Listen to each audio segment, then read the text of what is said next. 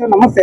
ಈ ದಿನ ಅಖಿಲ ಕರ್ನಾಟಕ ವಿದ್ಯಾರ್ಥಿ ಮತ್ತು ಸಂಶೋಧಕರ ಸಂಘ ಅವ್ರ ವತಿಯಿಂದ ಸ್ವಾತಂತ್ರ್ಯೋದ್ಯಮ ಫ್ರೀಡಂ ಭಾಗದಲ್ಲಿ ಎಲ್ಲ ವಿದ್ಯಾರ್ಥಿಗಳು ಸೇರಿಕೊಂಡು ಬಹಳ ಎಫರ್ಟ್ ಹಾಕಿ ಬಹಳ ಕಷ್ಟಪಟ್ಟು ಒಂದು ಪ್ರತಿಭಟನೆ ಮಾಡ್ತಾ ಇದ್ದಾರೆ. ಒಂದು 70,000 ಜನ ಮೇಲ್ಪಟ್ಟು ವಿದ್ಯಾರ್ಥಿಗಳಿದ್ದಾರೆ ಸರ್. ಬಟ್ ಏನಂದ್ರೆ KES ಅಲ್ಲಿ ಕನ್ನಡ ಮಾಧ್ಯಮ ಮಾಡಿದ್ದಾರೆ. ಅದ್ರ ಬಗ್ಗೆ ತಾವು ಕೂಲಂಕುಷವಾಗಿ ಹೇಳಿ ಸರ್. ಸರ್ ನಾನು ಮೊದಲನೇದಾಗಿ ನಮ್ಮ ಮಾನ್ಯ ಮುಖ್ಯಮಂತ್ರಿಗಳು ಕನ್ನಡ ರಾಮಯ್ಯ ಅಂತ ಏನ್ ಅನ್ಸ್ಕೊಂಡಿದಾರಲ್ಲ, ಸಾಮಾಜಿಕ ನ್ಯಾಯ ಕೊಡ್ತೀನಿ, ಬಡವರ ಪರ ಇದೀನಿ, ರೈತರ ಪರ ಇದೀನಿ, ವಿದ್ಯಾರ್ಥಿಗಳ ಪರ ಇದೀನಿ, ಎಲ್ಲಾ ಪರ ಇದೀನಿ ಅಂತ ಹೇಳಿ ಮಾನ್ಯ ಮುಖ್ಯಮಂತ್ರಿಗಳು ಅಧಿಕಾರವನ್ನ ತಗೊಂಡ್ರು. ನ್ಯಾಯ ಕೊಡಿಸ್ಬೇಕಾದ ದೇವಸ್ಥಾನದಲ್ಲಿರುವಂತ ಮಾನ್ಯ ಮುಖ್ಯಮಂತ್ರಿಗಳೇ ಕಣ್ಮುಚ್ಚಿ ಕುಂತಾಗ ನಾವು ನ್ಯಾಯವನ್ನ ಯಾರ ಹತ್ರ ಕೇಳ್ಬೇಕು? ಕರ್ನಾಟಕದೊಳಗಡೆ ಕನ್ನಡದಲ್ಲಿ ಓದುವಂತ ಮಕ್ಕಳು ಕಡಿಮೆ ಆಗಿದ್ದಾರೆ. ಕನ್ನಡ ಮಾಧ್ಯಮ ಸ್ಕೂಲ್ಗಳು ಎಷ್ಟೋ 70,000 ಸ್ಕೂಲ್ಗಳು ಇದ್ದಂತ ಈಗ ಎಷ್ಟು ಕಡಿಮೆ ಆಗಿದೆ, ಎಷ್ಟು ಬಾಗಿಲು ಹಾಕಿದ್ದಾರೆ. ಹಳ್ಳಿ ವರ್ಗದ ಮಕ್ಕಳು ಗೌರ್ಮೆಂಟ್ ಸ್ಕೂಲಲ್ಲಿ ಓದಿ ಆ ಸ್ಕೂಲಲ್ಲಿ ಓದಬೇಕಾದ್ರೂ ಕಷ್ಟ. ಆದ್ರೆ ಓದಿ ಬಂದಂತ ಒಂದು ಎಜುಕೇಟೆಡ್ಗಳಿಗೆ KPSC ಎಕ್ಸಾಮ್ ಬರೆದಂತ KPSC ಎಕ್ಸಾಮ್ ಬರೆದಂತ ಮಕ್ಕಳಿಗೆ, ಕನ್ನಡ ಮಾಧ್ಯಮ ಸ್ಕೂಲ್ ಮಕ್ಕಳಿಗೆ KSC ಪರೀಕ್ಷೆ ಬರೆಯಕ್ ಬಂದಂತ ಮಕ್ಕಳಿಗೆ ಇವತ್ತು ಮಾಡಿರುವಂತಹ ಮಲತಾಯಿ ಧೋರಣೆ ಏನಿದೆ, ಇವತ್ತೇನು ನಮ್ಮ ಕಾನೂನು ಸಲಹೆಗಾರ, ಕಾನೂನು ಮಿನಿಸ್ಟರ್ ಏನಿದಾರಲ್ಲ ಸಚಿವರು, ಅವರು ಗ್ರಾಮೀಣ ಭಾಗವನ್ನು ವಹಿಸಿಕೊಂಡಂತ ಪ್ರಿಯಾಂಕಾ ಖರ್ಗೆ ಅವರು, ಮಾನ್ಯ ಮುಖ್ಯಮಂತ್ರಿಗಳು, ಮಾನ್ಯ ನಮ್ಮ ಏನು 37 ಸಂಪುಟ ಸಚಿವಾಲಯಗಳಿದ್ದಾರೆ, 224 ಸದಸ್ಯರುಗಳು ಏನು MLAಗಳಿರಲ್ಲ, ನಿಮ್ಗೆಲ್ಲ ಸ್ವಲ್ಪ ತಮ್ಮ ತಾಯಿನಾಡು, ನೆಲ, ಜಲ, ಭಾಷೆ ಅಂದ್ರೆ ಸ್ವಲ್ಪ ಗೌರವ ಇರ್ಲಿ ಸರ್. ಗೌರವ ಇರ್ಬೇಕು ನಿಮ್ಗೆ. ಯಾಕಂದ್ರೆ 224 ಕ್ಷೇತ್ರದ MLAಗಳು ಕೂಡ ಅರ್ಹರೇ, ಯೋಗ್ಯ ಅಂತ ಹೇಳಿ ನಿಮ್ಗೆ ಒಂದು ಸೀಟನ್ನು ಕೊಟ್ಟು ಒಂದು MLA ಸ್ಥಾನವನ್ನ ಕಟ್ಟಿದ್ವಿ. ಸರ್, ಇದೇ ಸಂದರ್ಭದಲ್ಲಿ ಇನ್ನೊಂದು ಪ್ರಶ್ನೆ ಕೇಳೋದಕ್ಕೆ ಇಷ್ಟಪಡ್ತೀವಿ ಸರ್. ಇದೇ ಪಕ್ಷ ಅಂತ sir, BJP, JDS, Congress, Aam Aadmi ಪಕ್ಷ, ಯಾವುದೇ ಒಂದು ಪಕ್ಷ ಬಂದ್ರು ಎಲ್ಲೋ ಸ್ವಲ್ಪ ತಾತ್ಸಾರ ಮನೋಭಾವನೆ ಕನ್ನಡ ಮಾಧ್ಯಮ ಅಂದ್ರೆ ಸ್ವಲ್ಪ ಅಂತಲ್ಲ ಜಾಸ್ತಿನೇ ಇದೆ ಅನ್ಸುತ್ತೆ ತಾತ್ಸಾರ ಮನೋಭಾವನೆ. ಅದೇ ಪಾಶ್ಚಿಮಾತ್ಯ ಇಂಗ್ಲಿಷ್ ಮೀಡಿಯಂ, ಆಂಗ್ಲ ಮಾಧ್ಯಮ, ಅದಕ್ಕೆ ಬಹಳಷ್ಟು ಪ್ರಿಫರೆನ್ಸ್ ಕೊಡ್ತಾ ಇದಾರೆ ಅಂತ ಒಂದು ಕ್ವಶನ್ ಮಾರ್ಕ್ ಸರ್ ನಮ್ಮ ಕಡೆ. ಅದ್ರ ಬಗ್ಗೆ ತಾವು ಹೇಳಿ ಸರ್. ಸರ್ ನಿಜವಾಗ್ಲೂ ಹೌದು ಸರ್. ಯಾಕಂದ್ರೆ ಮಲತಾಯಿ, ನಾನು ಅವಾಗಲೇ ಮಾತಾಡ್ತಾ ಇದ್ದಾರೆ, ಮಲತಾಯಿ ಧೋರಣೆ ಮಾಡ್ತಿದ್ದಾರೆ ಅಂತ ಹೇಳಿ. ಇವರು ಪಕ್ಷದ ಸ್ಟ್ರೈಕ್ ಮಾಡ್ತಾರಲ್ಲ, ಜಾತಿ ಸ್ಟ್ರೈಕ್ ಮಾಡ್ತಾರಲ್ಲ ಸರ್. ಇವತ್ತು ಹಳ್ಳಿ ರೈತರ ಮಕ್ಕಳು, ಕೂಲಿ ಕಾರ್ಮಿಕರ ಮಕ್ಕಳು ಮನೆಗಳು ಮಾರಿ, ಹೊಲಗಳು ಮಾರಿ, ಜಮೀನುಗಳು ಮಾರಿ, ಇರೋಕ್ಕೆ ಜಾಗ ಇಲ್ಲದ ಮಕ್ಕಳು ಇದ್ರು ಎಜುಕೇಟೆಡ್ ಆಗಲಿ ಅಂತ ಹೇಳಿ ಇವತ್ತು ಮಾಡ್ತಾ ಇರುವಂತ ಕನ್ನಡಕ್ಕಲ್ವ ಸರ್ ಹೋರಾಟ ಮಾಡ್ತಿರೋದು. ಇವರು ಕನ್ನಡ ಉಳಿಸ್ಬೇಕಂತ ಹೇಳ್ತಾರೆ, ಆಸ್ತಿಗಳು ಮಾಡ್ಕೊಂಡಿರೋದು, ಜಮೀನುಗಳು ಮಾಡ್ಕೊಂಡಿರೋದು. ನಮ್ಮ ಮಗ ಒಬ್ಬ ವಿದ್ಯಾರ್ಥಿ ಆಗ್ಲಿ, ನಮ್ಮ ಮಗ ಒಬ್ಬ ಗೌರ್ಮೆಂಟ್ ಎಂಪ್ಲಾಯ್ ಆಗ್ಲಿ ಅಂತ ಹೇಳಿ ಮಾಡಿರೋದು ಸರ್. ಯಾಕೆ ಗೌರ್ಮೆಂಟ್ ಸ್ಕೂಲಲ್ಲಿ ಓದಿರೋ ಮಕ್ಕಳು PD ಆಗ್ಬಾರ್ದ, ತಹಸೀಲ್ದಾರ್ ಆಗ್ಬಾರ್ದ, DC ಆಗ್ಬಾರ್ದ, AC ಆಗ್ಬಾರ್ದ ಸರ್? ಇವತ್ತು ಕನ್ನಡ ಉಳಿಬೇಕು ಅಂತ ಹೇಳಿದ್ರು ಸರ್. ಇಲ್ಲಿ ಕರ್ನಾಟಕದಲ್ಲಿರುವಂತ ಎಲ್ಲ ನಮ್ಮ ಸಚಿವ ಸಂಪುಟದಲ್ಲಿರುವಂತ ಎಲ್ಲ ಮಿನಿಸ್ಟರ್ಗಳು ಇದ್ರ ತಲೆಗೆಚ್ಕೋಬೇಕು. ಯಾಕಂದ್ರೆ ನೋಡಿ, ಕನ್ನಡ ಉಳಿಬೇಕು ಅಂತ ಹೇಳ್ತಾರೆ, ಆದ್ರೆ 60% ಕನ್ನಡ, 40% ಬೇರೆ ಭಾಷೆ, ಇಲ್ಲಿ 40% ನಡೀತದೆ ಸರ್. 60% ಇಲ್ಲ, ಕಮಿಷನ್ ಆಗ್ಬಿಟ್ಟಿದೆ ಕನ್ನಡದಲ್ಲಿ ಕೂಡ. ನೋಡಿ, ಬೇರೆ ಭಾಷೆಗೆ ಪ್ರಾಮುಖ್ಯತೆ ಇದೆ. ಇವತ್ತು ನೋಡಿ, ಈ ಒಂದು 2008ರಲ್ಲಿ ಒಂದು ಬಜೆಟ್ ಇದೆ ಸರ್. ಅದರೊಳಗಡೆ ಏನಿದೆ, ಯಾವ ಭಾಷೆಯಲ್ಲಿ ಎಕ್ಸಾಮ್ ಅನ್ನ ಮಾಡ್ತಾರೆ ಆ ಭಾಷೆಯಲ್ಲೇ ಎಕ್ಸಾಮ್ ಅನ್ನ ಮುಂದುವರಿಸಬೇಕು ಅಂತೇಳಿ. ಇವತ್ತು ಕನ್ನಡ ಭಾಷೆಯಲ್ಲಿ ಎಕ್ಸಾಮ್ ಅನ್ನ ಕೊಡ್ತೀರಿ ಅಂತ ಹೇಳಿ ಆಂಗ್ಲ ಭಾಷೆಯನ್ನು ತಗೊಂಡು ಕನ್ನಡ ಭಾಷೆಗೆ ಡೈವರ್ಟ್ ಮಾಡಿ ಕನ್ನಡ ಮಾಧ್ಯಮ ಸ್ಕೂಲ್ ಮಕ್ಕಳಿಗೆ ಅರ್ಥವಾಗದಂಗೆ ಆಂಗ್ಲ ಭಾಷೆಯಲ್ಲಿ ಮಾಡಿರುವಂತಹ ವಿದ್ಯಾರ್ಥಿಗಳಿಗೆ ನ್ಯಾಯ ಸಿಗೋದಿದ್ರೆ ಮತ್ತೆ ಗೌರ್ಮೆಂಟ್ ಸ್ಕೂಲಲ್ಲಿ ನಾವು ಯಾಕೆ ಓದಿಸ್ಬೇಕು ನಮ್ಮ ಮಕ್ಕಳನ್ನ? ಗೌರ್ಮೆಂಟ್ ಸ್ಕೂಲ್ ಏನ್ ಮಾಡಕ್ಕೆ? ಮತ್ತೆ ಶಿಕ್ಷಣ ಸಚಿವರು ಏನಕ್ಕೆ ಅವಶ್ಯಕತೆ ಇಲ್ವಲ್ಲ? ಶಿಕ್ಷಣ ಸಚಿವರು ನಿಜವಾಗ್ಲೂ ಸ್ವಲ್ಪ ತಲೆ ಕೆಡಿಸ್ಕೋಬೇಕು ಇದ್ರ ಬಗ್ಗೆ.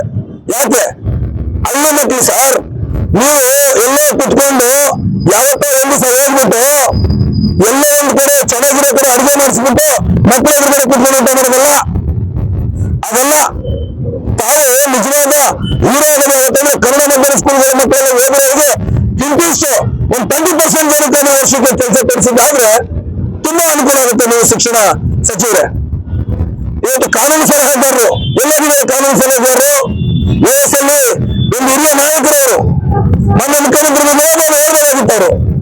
ಯಾಕಂದ್ರೆ ಮಾನ್ಯ ಮುಖ್ಯಮಂತ್ರಿಗಳು ಸರ್ಕಾರ 236 ಸೀಟ್ ಕೊಟ್ಟಿದೆ. ಈ ರೈತರ ಮಕ್ಕಳು ಕೊಟ್ಟರು, ಸ್ಟೂಡೆಂಟ್ಗಳು ಕೊಟ್ಟರು. ಕೂಲಿ ಕಾರ್ಮಿಕರು ಕೊಟ್ಟರೆ ಇವ್ರು ನಮ್ಗೆ ಕೊಟ್ರು. ಏನ್ ಮಾಡ್ತಾ ಇದ್ರೆ ನೀವು? ಇವ್ರನ್ನ ಮಾಡ್ತೀವಿ ಅಂತ ಬಂದೇ ಇರ್ತಾನೆ, ಮನೆ ತಾಯಿ ಬೇಡ ಅಂತಾನೆ. ಮಾನ್ಯ ಮುಖ್ಯಮಂತ್ರಿಗಳ ಮೇಲೆ ನಮಗೆ ತುಂಬಾ ಅಪಾರ ಗೌರವ ಇದೆ. ಹೈಂದನ ಆಯ್ತು ಅಂತ ಹೇಳ್ತೀರಿ, ರೈತ ಪರ ಅಂತೀರಿ, ವಿದ್ಯಾರ್ಥಿ ಪರ ಅಂತೀರಿ. ಮಾನ್ಯ ಮುಖ್ಯಮಂತ್ರಿಗಳೇ, ತಾವು ನಿಜವಾದ ಕನ್ನಡ ಮೇಲೆ ಗೌರವ ವಹಿಸಿ, ಕನ್ನಡ ಮೇಲೆ ಅಭಿಮಾನ ಇದ್ರೆ, ಈ ಕನ್ನಡ ಜನ ನಿಮಗೆ ಓಟ್ ಹಾಕಿ ಗೆಲ್ಸಿದ್ದೆ ನಿಜ ಆದ್ರೆ, ಈ ಜನಗಳ ಮೇಲೆ ನಿಮ್ಮಲ್ಲಿ ಗೌರವ ಇದ್ರೆ ತಾವು ಮರುಪರೀಕ್ಷೆಯನ್ನು ದಯಮಾಡಿ ಈ ಕರ್ನಾಟಕ ರಾಜ್ಯ ರೈತರ ಶಿವಸೇನಾ ಸಂಘ, ಈ ಮಾಧ್ಯಮ, ಈ ಮೀಡಿಯಾ, ಈ ಸ್ಟೂಡೆಂಟ್, ಈ ಎಲ್ಲ ಏನ್ ದಲಿತ ಪರ ಕನ್ನಡ ಪರ ಹೋರಾಟಗಾರ ನಾಳೆ ಹೆಚ್ಚು ಸಂಖ್ಯೆಯಲ್ಲಿ ಬರ್ತೀವಿ. ನೀವು ಕೂಡ ಮಕ್ಕಳೇ, ಯಾರ್ಯಾರು ಎಕ್ಸಾಮ್ ಬರ್ತಿರುವಂತ ಎಲ್ಲ ಸ್ಟೂಡೆಂಟ್ಗಳು, ನೀವು ಎದುರುಬೇಡಿ, ನೀವು ಬಂದು ಮುಂದಿನ ನಾವಿದ್ದೇವೆ. ನೀವು ನಮ್ಮ ಕರ್ನಾಟಕದ ಆಸ್ತಿ, ನಮ್ಮ ಕರ್ನಾಟಕದ ಮುಂದಿನ ಪೀಳಿಗೆಗಳು. ನೀವು ನಿಮ್ಮನ್ನ ಉಳಿಸುವ ಶಕ್ತಿ ನಮ್ಮಲ್ಲಿದೆ. ನಾವು ಯಾವುದೇ ಕಾರಣಕ್ಕೂ ನಿಮ್ಮಿಂದ ಇದ್ದೇವೆ. ನೀವು ಎದುರುಗೋದು ಬೇಡ, ಭಯ ಪಡೋದು ಬೇಡ. ಯಾರು ಕೂಡ ಆತ್ಮಹತ್ಯೆ ಮಾಡ್ಕೊಳ್ಳೋದಾಗ್ಲಿ, ಮತ್ತೆ ಕೆಟ್ಟ ಆಲೋಚನೆ ಮಾಡ್ಕೊಳ್ಳೋದಾಗ್ಲಿ, ಮನೆಯಿಂದ ಮತ್ತೆ ಏನೇನೋ ಮಾಡ್ಕೊಳ್ಳೋದಾಗ್ಲಿ ದಯವಿಟ್ಟು ಮಾಡಬೇಡಿ. ಯಾಕಂದ್ರೆ ಕೆಲವೊಂದು ಕರೆಗಳು ಬಂದಿದೆ ನಮ್ಗೇನಾದ್ರು ನಾವು ಸಿಗದೆ ಹೋದ್ರೆ ನಾವು ಪೆಟ್ರೋಲ್ ಡೀಸೆಲ್ ಮಾಡ್ಕೊಂಡು ಸುಡ್ಕೊಂಡು ಡಿಸಿ ಕಚೇರಿಗಳ ಮುಂದೆ ಮಿನಿಸ್ಟರ್ ಬರಬೇಕಂದ್ರೆ ನಾವು ಸಾಯೋದಂತ ಕಷ್ಟ ಅಂತ ಹೇಳಿದಾಗ ನಾನು ಕೂಡ ಇದೆಲ್ಲ ಮಾಡ್ಕೋಬೇಡಿ ಅಂತ ಕೂಡ ನಾನು ಕೂಡ ಬಂದಿದ್ದೇನೆ. ಇವತ್ತೆಲ್ಲ ಕನ್ನಡ ಪರ ಹೋರಾಟಗಾರರು, ರೈತ ಪರ ಹೋರಾಟಗಾರರು, ನಮ್ಮ ದಲಿತ ಪರ ಹೋರಾಟಗಾರರು, ಇಡೀ ಕರ್ನಾಟಕದ ರಾಜ್ಯದಲ್ಲಿರುವಂತಹ ಎಲ್ಲ ನನ್ನ ಅಕ್ಕ ತಂಗಿಯರು ಬಂಧು ಬಳಗವರು ಆಗಮಿಸಿ ಈ ಒಂದು ಹೋರಾಟಕ್ಕೆ ಮಾನ್ಯ ಮುಖ್ಯಮಂತ್ರಿಗಳು ತುಂಬಾ ಒಳ್ಳೆಯವರಿದ್ದಾರೆ. ಸ್ಟೂಡೆಂಟ್ಗಳು ಎಲ್ಲ ಒಗ್ಗಟ್ಟಾಗಿ ಬಂದು ನಿಮಗೆ ಯಾವುದೇ ಕಾರಣಕ್ಕೂ ಗೌರವ ಕೊಡ್ತಾರೆ, ನಿಮಗೆ ಮಾನ್ಯತೆ ಕೊಡ್ತಾರೆ ಅಂತ ಹೇಳಿ ನನ್ನ ಮಾತನ್ನು ಮುಗಿಸ್ತೇನೆ. ಸರ್, ಇದೇ ಸಂದರ್ಭದಲ್ಲಿ ಇನ್ನೊಂದು ಮಾತು ಹೇಳೋದಕ್ಕೆ ಇಷ್ಟಪಡ್ತೀನಿ. ತಾವು ಮೋಸ್ಟ್ ಆಫ್ ಸೀನಿಯರ್ ಇದ್ದೀರಾ, ಹೋರಾಟಗಾರ ಇದ್ದೀರಾ. ತಾವು ಒಂದು ಕರೆ ಕೊಟ್ಟು ತಮ್ಮ ಬಳಗ ಏನಿದೆ ಒಂದು ಕರೆ ಕೊಟ್ರೆ ಸಾವಿರಾರು ಜನ ಬಂದು ಇವ್ರಿಗೂ ಒಂದು ಶಕ್ತಿ ತುಂಬಿಸ್ಬೋದು. ಈ ಒಂದು ಎಷ್ಟೋ ಒಂದು ಪೆಂಡಲ್ ಹಾಕಿ, ಮೈಕ್ ಸೆಟ್ ಹಾಕಿ, ಸ್ಟೇಜ್ ಹಾಕಿ, ಇದಕ್ಕೂ ಒಂದು ಶಕ್ತಿ ಬರುತ್ತೆ, ಇವ್ರಿಗೂ ಒಂದು ಬಲ ಬರುತ್ತೆ. ಅದನ್ನ ನೀವು ಒಂದು ಕರೆ ಕೊಡ್ಬೇಕಂದ್ರೆ ಸರ್, ಖಂಡಿತವಾಗ್ಲೂ ಸರ್ ನಾನು ಅದನ್ನೇ ಹೇಳ್ತಾ ಇದ್ದೀನಿ. ಎಲ್ಲಾ ಹೋರಾಟ ಸರ್, ಇಲ್ಲಿ ನಾನು ರಾಜ್ಯಾಧ್ಯಕ್ಷ ಅನ್ನೋದಲ್ಲ ಸರ್, ನನ್ನದೇ ವರ್ಕರ್ ಸರ್. ಇಲ್ಲಿ ನಮ್ಮ ಮಕ್ಕಳಿಗೋಸ್ಕರ, ನಾವು ಜನ ನೆಲಕ್ಕೋಸ್ಕರ, ನಮ್ಮ ಭಾಷೆಗೋಸ್ಕರ, ನಮ್ಮ ರೈತರಿಗೋಸ್ಕರ ಯಾವತ್ತೂ ಹೋರಾಟಗಾರರೇ. ಇಲ್ಲಿರುವಂತವ್ರನ್ನ ಯಾರನ್ನ ನೀವು ಬನ್ನಿ ಅಂತ ಕರೆಯೋದು ಬೇಡ, ಎಲ್ಲರೂ ಬನ್ನಿ, ನಾವೆಲ್ಲ ಒಗ್ಗಟ್ಟಾಗಿ ಕೆಲಸ ಮಾಡೋಣ, ನಾವೆಲ್ಲ ನ್ಯಾಯ ಕೊಡ್ಸೋಣ. ಯಾಕಂದ್ರೆ ಇವತ್ತು ರೈತ ಉಳಿಬೇಕಂದ್ರೆ, ರೈತ ಮಕ್ಕಳು ಉಳಿಬೇಕಂದ್ರೆ, ಇಲ್ಲಿ ಯಾವುದೇ ಒಂದು ಸ್ಟೂಡೆಂಟ್ ಉಳಿಬೇಕಂದ್ರೆ ನಮ್ಮ ಹೋರಾಟಗಾರರಿಂದ ಸಾಧ್ಯ. ಹೋರಾಟ ನಾವು ಮಾಡಿದ್ದೇ ಖಚಿತ ಆದ್ರೆ ಖಂಡಿತವಾಗ್ಲೂ ಅವ್ರಿಗೆ ನ್ಯಾಯ ಸಿಗುತ್ತೆ. ಮುಂದಿನ ದಿನಗಳಲ್ಲಿ ಹೋರಾಟಗಾರರ ಮೇಲೆ ಒಂದು ಅಭಿಮಾನವನ್ನ, ಒಂದು ಗೌರವವನ್ನ ಇಡ್ತಾರೆ ಸ್ಟೂಡೆಂಟ್ಗಳು ಮುಂದಿನ ಭಾಗವ ಅಂತ ಹೇಳಿ ಈ ಮೂಲಕ ನಮ್ಗೆ ಹೇಳಕ್ ಇಷ್ಟಪಡ್ತೇನೆ. ಮಾಧ್ಯಮ ಸ್ನೇಹಿತರೆ, ನನ್ನ ಹೆಸರು ಚಂದ್ರಶೇಖರ್ ಅಂತ ಹೇಳಿ, ನಾನು ಕೂಡ ಒಬ್ಬ ಹಳ್ಳಿ 7ನೇ ಕ್ಲಾಸ್ ಹಳ್ಳಿ ಹುಡುಗ. ನಾನು ಕೂಡ ಗ್ರಾಮೀಣ ಭಾಗದಿಂದ ಬಂದವನೇ. ಇವತ್ತು ಹೋರಾಟದ ಹಾದಿಯನ್ನು ಇಟ್ಕೊಂಡು ಕರ್ನಾಟಕ ರಾಜ್ಯ ರೈತೋದಯ ಸಿರಿಸೇನಾ ಅನ್ನೋ ಒಂದು ಸಂಘಟನೆಯನ್ನು ಮಾಡ್ತಾ ಸುಮಾರು ಒಂದು ಬೇರೆ ಬೇರೆ ಸಂಘಟನೆಗಳಲ್ಲಿ ನಾನು ಸಂಘಟನೆ ಹೋರಾಟಗಳು ಮಾಡ್ತಾ ಬರ್ತಾ ಇದ್ದೀನಿ.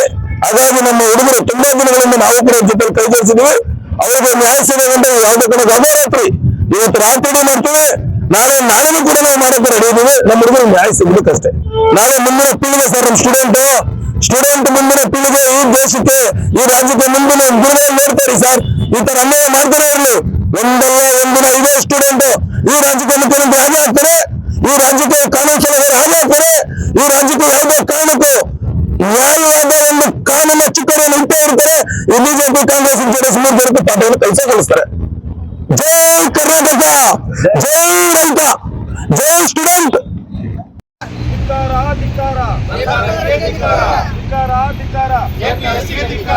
ಬೇಕೇ ಬೇಕು ನ್ಯಾಯ, ಬೇಕು ಬೇಕೇ ಬೇಕು ನ್ಯಾಯ, ಬೇಕು ಧಿಕ್ಕಾರ, ಆಗ್ಲೇಬೇಕು ಬೇಕೇ ಬೇಕು ನ್ಯಾಯ, ಬೇಕು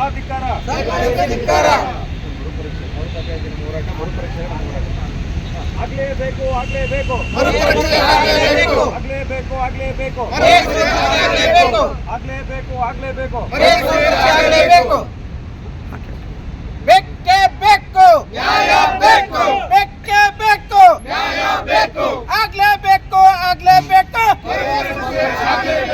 ಆಗ್ಲೇಬೇಕು